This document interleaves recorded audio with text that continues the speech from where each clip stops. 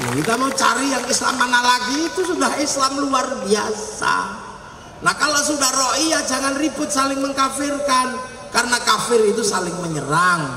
Kalau hidup bersama namanya dhimmi, kalau sudah saling bertanggung jawab namanya ra'iyah. Makanya kalau sudah rakyat jangan dikafirkan lah lagi. Makanya tidak ada istilah kafir di peradaban ra'iyah, paling sebutannya non muslim. Loh ini loh.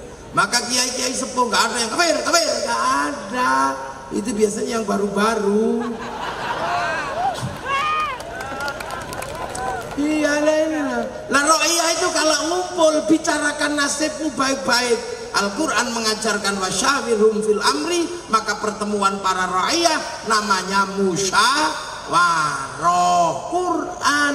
Kalau musyawarah jangan menang-menangan sendiri. Tafassahu fil majalis fafsahu yafsakhillah, maka ruang musyawarah namanya majelis. Kurang Quran apa? Kalau mau ngangkat pemimpin standarnya wasi'a kursiyus samawat, maka kedudukan pemimpin namanya kursi. Nah, karena ini dulu Sunan Ampel membangun musyarakah dengan cara luar biasa. Punya murid dikirim ke Palembang namanya Aryo Abdillah, bangun musyarakah ra'iyah di sana. Punya murid namanya Datuk Ribandang, geser ke Sulawesi, membangun peradaban ra'iyah, musyawarah. Punya murid Khatib Dahyan, geser ke Kalimantan, membangun sistem musyarakah ra'iyah.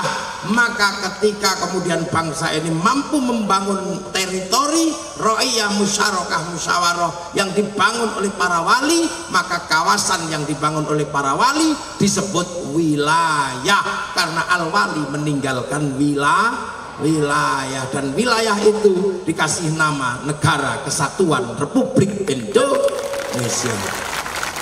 Jadi kalau pertanyaannya, dunia sekarang sedang sangat luar biasa mengapresiasi bangsa Indonesia, adalah karena satu hal. Apa? Arab satu bangsa pecah menjadi puluhan negara, Eropa satu bangsa pecah menjadi puluhan negara, tapi bangsa kita puluhan bangsa bersatu dalam satu negara, Kesatuan Republik Indonesia, karena jasa para wali membangun wilayah. Maka biasanya orang yang tidak mengagungkan para wali, gak ngerti para wali, maka tidak mengerti wilayah, akhirnya terjebak kepada pengertian bangsa tauhid, bangsa kafir, dan bangsa yang tidak berasaskan Islam. Padahal bangsa ini satu-satunya bangsa yang menggunakan struktur paling Islam di dunia ini loh. Dan itu bukan bahasa sembarangan, bahasa musyarakah ra'iyah, musyawarah, tertuang dalam apa? Dalam satu tulisan besar dalam Undang-Undang Dasar Negara Kesatuan Republik Indonesia. Maka situasinya berat. Kita puluhan bangsa jadi satu negara. Makanya jangan membayangkan penyelesaian lain untuk bangsa Indonesia. Kita jangan membayangkan bahwa Hizbut Tahrir akan mampu menyelesaikan Indonesia. Karena Hizbut Tahrir didirikan oleh Taqiyuddin An-Nabhani untuk menyelesaikan urusan bangsa Filistin, dan itu pun gagal. Makanya jangan kau bawa produk gagal ke Indonesia. Jangan, itu sudah gagal di Filistin.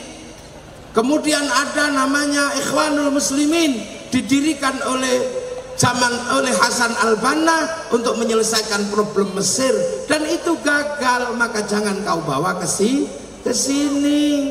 Hizbut Tahrir bukan khilafah tahriri, bukan khilafatun nubuwah, tapi dia khilafah tahririyah. Itu harus dibedakan. Cerita tentang khilafah itu cerita dalam alamatus sa'ah, cerita tentang tanda-tanda kiamat. Dan kiamat itu masih sangat lama. Maka kemudian jangan kita bangun cerita kiamat sudah dekat, karena khilafahnya belum ada. Dan khilafah itu tidak mulai dari Indonesia, dia mulai dari Syam.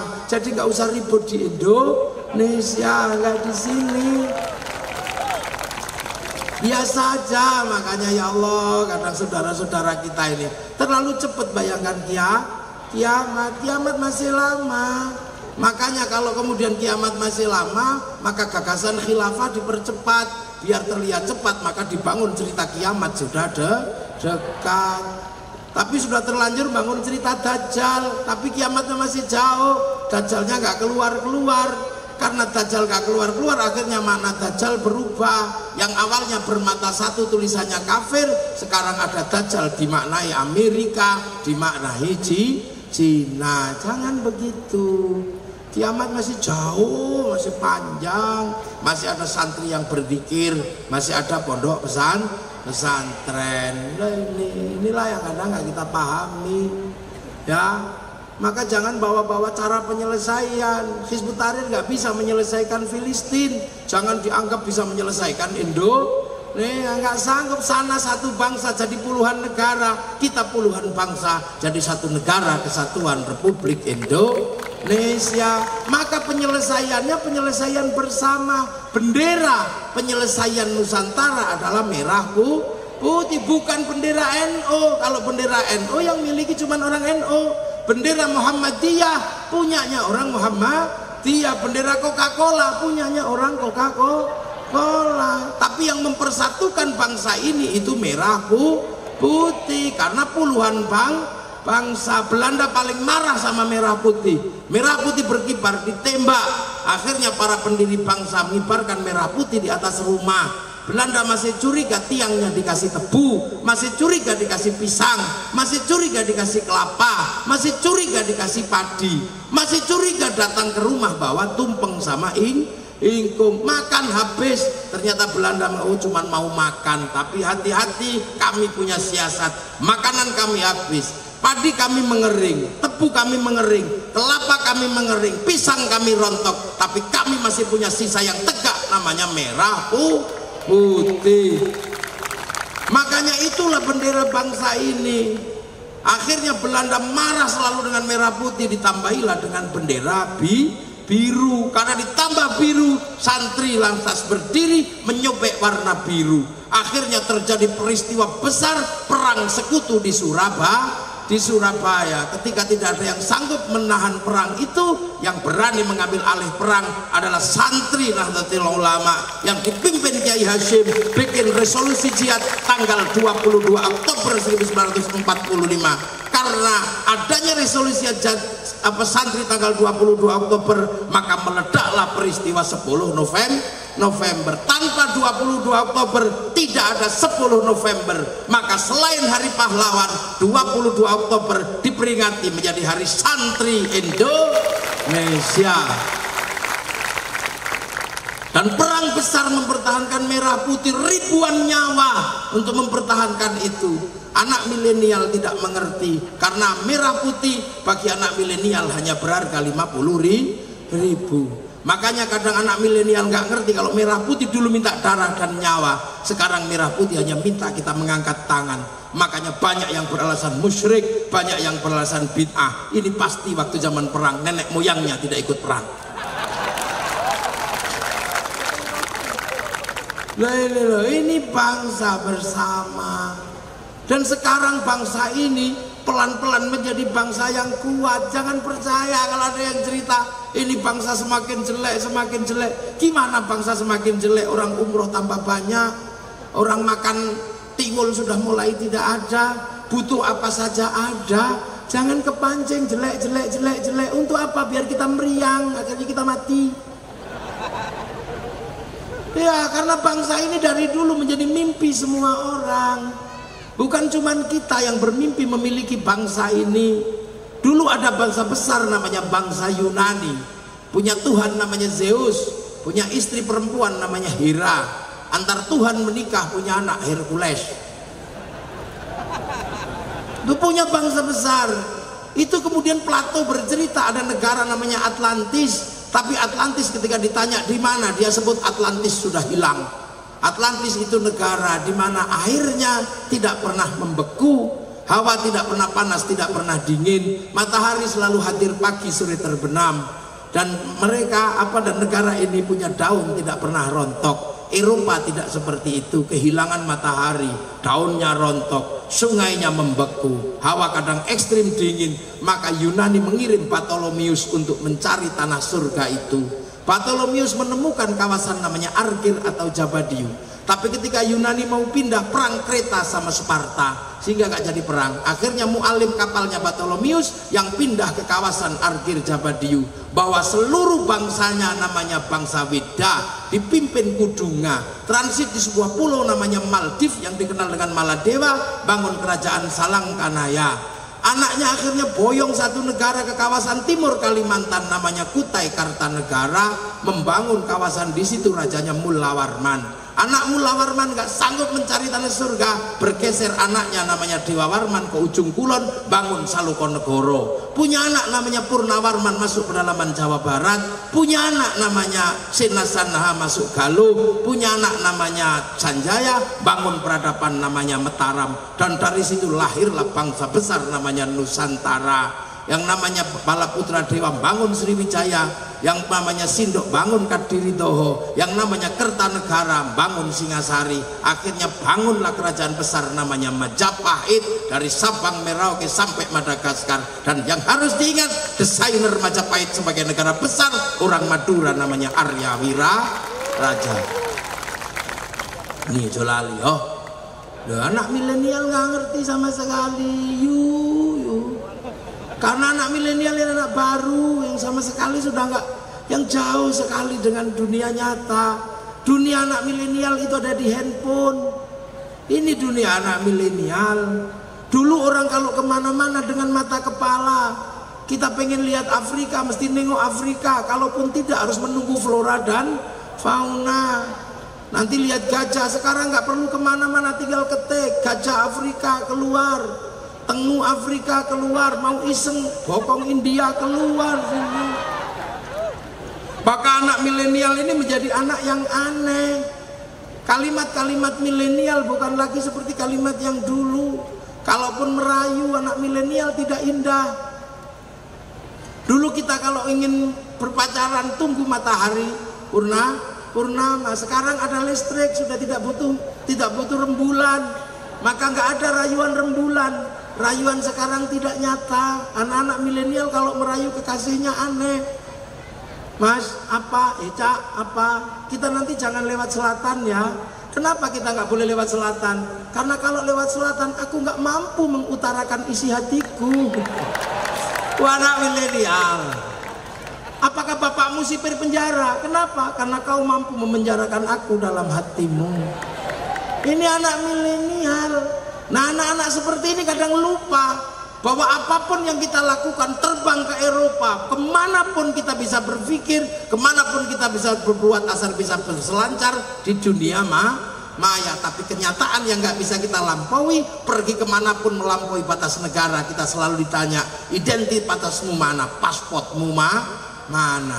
Ke Eropa kita ditanya pasportmu mana, pasport kita tetap Indonesia. Habib Rizik walaupun di Makkah keturunan Rasulullah, masuk sana tetap ditanya pasport Anda mana. Lim Swee Leong orang kaya yang namanya Naga 9, kalau pulang ke Tiongkok tetap ditanya pasportmu mana. Bahkan haji perintah Allah kalah sama pasport. Kamu pergi haji nggak punya paspor, ditolak dari tanah maka jangan lupa batas dunia milenial terakhir adalah batas bangsa dan negara. Maka cintailah bangsamu. Jangan membawa sesuatu yang tidak cocok buat Indonesia. Malaysia membawa ajaran-ajaran yang tidak cocok, bikin radikal di Malaysia. Sekarang Malaysia sadar tidak mau lagi mengimpor ajaran-ajaran untuk menyelesaikan Malaysia, maka ajaran yang tidak produktif diselesaikan lewat Isa, dan bangsa Malaysia serahkan kembali pada si Upin dan si Ipin. Si Upin dan si Ipin tidak boleh lupa ada anak-anak India yang bangun bangsa Malaysia, maka dia dikenalkan dengan tokoh kecil namanya Jarjit. Dia tidak boleh lupa ada anak-anak Cina membangun Malaysia, kenalkan tokoh kecil namanya Mei. Dia tidak boleh lupa ada anak-anak Indonesia yang membangun Malaysia, kenalkan tokoh kecil namanya Susanti. Dan penyelesaian itu semua harus lewat pendidikan, maka diselesaikan lewat cikgu. Dan cikgu tidak mengajarkan spaghetti, tapi mengajarkan ayam goreng. Ini cara bangsa ya. Inilah dunia. Jadi kita ini kadang lupa bahwa ada bangsa-bangsa yang sedang menata dirinya. Kita ribut terus. Amerika gagal di Vietnam, bangsanya nggak boleh malu, bikin film Rambo 1 sampai 6. Tidak boleh malu kalah dengan Cina, bikin American Shaolin, American Kung Fu. Gak boleh kalah dengan Jepang, bikin American Samurai, American Ninja. Bahkan ninja terakhir, samurai terakhir dari Amerika namanya Tom Cruise dalam film The Last Samurai. Jepang gak boleh kalah, rezim Tokugawa saling bantai dengan restorasi Meiji, itu gak boleh diulang oleh anak-anak Jepang. Maka dibikinkan film sederhana namanya Samurai X dengan tokohnya Rory Kenshin atau Shikenji Himura. Ini penyelesaian bangsa. Makanya ini umat Rasulullah adalah umat ketika semua bangsa sudah ketemu, maka umat Rasulullah harus terbuka betul. Inilah waja'alnakum syu'uban wa qabaila lita'arafu. Pesan kebangsaan diberikan kepada umat Rasulullah karena umat Rasulullah sudah ketemu antar bangsa. Umat Nabi Nuh belum ketemu antar bangsa. Umat Nabi Ibrahim baru sampai Filistin dan Mesir. Umat Nabi Musa baru sampai Mesir dan Filistin, belum sampai Kangean, belum sampai Sumeneb, belum sampai Pamekasan. Tapi umat Rasulullah sudah sampai di mana. Bahkan umat Rasulullah malam hari ini ketemu dengan semua bangsa, ketemu dengan orang Eropa. Kenapa? Karena orang Eropa ngirim Apple. Kita ketemu dengan orang Korea ngirim Samsung. Ketemu dengan orang Jepang ngirim Mac. Kaum muslimin nggak bisa haji kalau hari ini tidak berhubungan dengan Yahudi, karena Yahudi yang bikin pesawat. Kalau nggak mau berhubungan dengan pesawat Yahudi, kita pergi haji renang. Istri-istri kita akan cantik, tapi harus berhubungan dengan orang Nasrani yang ada di Prancis, punya bedak dan parfum yang cantik. Kalau bedak Pamekasan orang nggak mau karena beras ditumbuk, blonteng semua. Ini umat Nabi hari ini nggak bisa pisah antar bangsa. Ini saya minum pakai le mineral, ini juga orang Eropa yang punya. Kita makan buah kelapa pakai aritnya dari Pirmo. Mobil yang paling murni hari ini tinggal satu. Kalau ada hujan lama ngapo, nah itu paling murni. Kita pengajian yang ngeprint, ini print dari Eropa. Makanya umat Islam harus menjadi umat yang terbuka. Untuk apa? Menjadi umat masa depan. Jangan selalu mundur. Ini eranya era demokrasi, jangan mundur lagi ke era khilafah. Ini era perbankan, jangan mundur kembali ke era emas. Nanti kita terus mundur. Ini eranya era perang nuklir, tidak lagi mundur era celana sehingga ini era ke depan yang sangat luar biasa. Butuh ketajaman berpikir untuk menjadi Islam masa depan. Harus rukun dengan semua bangsa dan semua suku. Waja'alnakum syu'uban wa qabaila lita'arafu. Makanya umat Islam disuruh pergi haji, nengok Jabal Rahmah, karena di situ pertemuan Nabi Adam dan Siti Hawa, dan seluruh bangsa dunia berasal dari Jabal Rahmah. Jadi Arab juga dari Jabal Rahmah, jadi Eropa juga dari Jabal Rahmah, jadi Cina juga dari Jabal Rahmah, jadi Madura juga dari Jabal Rahmah. Maka kita cuma diminta pengertian. Kenapa Arab cantik ganteng? Karena nggak ada air. Makanya kalau dibikin jelek, nanti kalau mandi tambah jelek. Makanya orang Eropa kenapa tinggi besar? Karena musim dingin. Kalau dibikin kecil-kecil gini mati kedinginan. Maka dibikin besar. Orang Eropa kalau musim dingin nggak punya matahari, kehilangan ultraviolet, pigmen kulitnya berubah, maka lari ke Indonesia, berjemur di Indonesia. Itu bukan pornografi, tapi itu berjemur. Maka jangan salah paham. Maka jangan bikin perda syariat, Pak Bupati turis masuk ke Indonesia harus pakai jilbab, nanti pindah ke Thailand dia. Orang Eropa kalau musim dingin nggak punya daun, karena daun rontok di musim gugur. Yang tidak rontok cuma daun cemara. Makanya bulan Desember kalau Natal pakai daun cemara. Bukan saking hebatnya daun cemara, ya daun itu aja yang nggak rontok di musim gugur. Makanya kalau Natal asli Pamekasan bisa daun jambu, bisa daun mangga. Makanya nggak usah emosi. Jangan kau tanam cemara di depan masjid kami. Itu pohon Kristen. Semenjak kapan pohon punya agama? Ini pengertian besar umat Rasulullah untuk menjadi umat masa masa depan. Nah, inilah yang disyukuri oleh Pak Bupati malam hari ini sesungguhnya adalah kita punya iman dan punya bangsa. Orang Myanmar menabrak orang Rohingya karena orang Rohingya tidak punya bangsa. Suku Uighur di Xinjiang nggak punya bangsa, ditabrak sama orang Cina karena nggak punya negara. Suku Kurdi nggak punya negara, diobrak-abrik sama orang Timur Tengah. Suriah punya iman tapi nggak punya keamanan, punya aman wa amilus sholihat tapi tidak punya baladil amin. Nah ini kita punya dua-duanya. Berbahagialah menjadi orang Indonesia, punya tanah air dan bangsa, punya iman. Amma ba'du. Ya udah, baru mukadimah.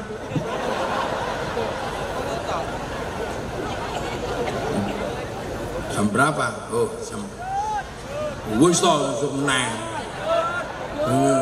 Iya, esok ya. Udah ini sama ba'du aja mukadimah. Besok tak teruskan lagi kawan-kawan. Ya, karena ini waktunya masih panjang. Saya sudah 3 hari belum tidur. Ya, itu bangsa, makanya indah kita ini. Diajarkan sesuatu yang luar biasa, tinggali tanah air, tinggali bangsa, tinggali agama. Makanya dulu mempertahankan Indonesia itu mati berapa ratus ribu. Maka itulah yang menyebabkan ada NKRI harga mati. Karena dulu untuk bikin NKRI ini yang mati ratusan ribu bahkan jutaan. Sekarang tinggal mengisinya. Maka semoga semua yang kita lakukan malam hari ini ada manfaatnya buat agama, bangsa dan negara. Dan kita malam hari ini mendapat ridho Allah Subhanahu wa taala. Ya, Pamekasan menjadi daerah yang indah, menjadi baldatun thayyibatun wa rabbun ghafur. Bapak Bupati, Bapak Wakil Bupati dan seluruh pejabat Pamekasan diberi umur yang panjang, beri kesehatan, beri kekuatan memimpin kita semua, dan diberi keindahan memimpin bangsa dan negara. Al-Fatihah. Ghairil maghdubi 'alaihim waladdallin. Amin. Ihdinas siratal mustaqim. Assalamualaikum warahmatullahi wabarakatuh. Benar dulu yang doa yang tua, jangan saya. Yang muda ini doanya nggak terlalu manjur.